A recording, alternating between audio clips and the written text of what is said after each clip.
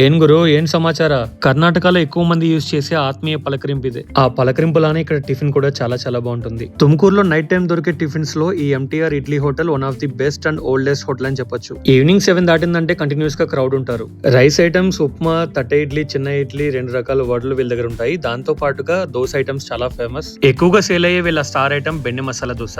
వెన్న ముద్దలతో దోశల మీద పెద్ద దాడే చేస్తారు. మాట వరుసకి కొంచెం ఎక్కువ ఏమని చెప్పాను, అన్న అయితే డబుల్ వేసేసాడు. జనరల్ గా చెప్పాను రా, నేను సీరియస్ గా తీసుకున్నాను. కర్ణాటకలో వెన్న చాలా ఎక్కువ తింటారు, ఎస్పెషల్లీ దోశల్లో. అప్పుడప్పుడు ఏం కాదులే అని చెప్పి నేను కూడా ప్రొసీడ్ అయ్యా. నా ధైర్యం ఏంటంటే ఇది ప్రాసెస్ చేసిన బటర్ కాదు, ఇంట్లో చేసుకున్న బటరే. ఎర్రకారం రాసి బంగాళదుంప మసాలా వేసి నా చేతిలో దోశ అయితే అన్న పెట్టేశాడు. ఇక్కడ గట్టి చట్నీ అన్లిమిటెడ్, ఎంత కావాలి అంత వేసుకుని తినొచ్చు. ఎర్రకారంతో దోశ ముక్క తిన్నాను, సూపర్ అంటే సూపర్ ఉంది. Time to taste magic masala. ఈ మసాలాతో పాటు దోశ ముక్కని చట్నీలో కలుపుకుని తింటే ఇంకా చాలా బాగుంది. తెలుగు స్టేట్స్ లో దోశ చాలా పల్చగా ఉంటుంది, బట్ కర్ణాటకలో ఇలా ఫ్లఫీగా హెవీగా ఉంటుంది. దోశ కంప్లీట్ చేసి ఒక హాఫ్ చిత్రాన్నం అలాగే ఒక వడ తీసుకున్నాను.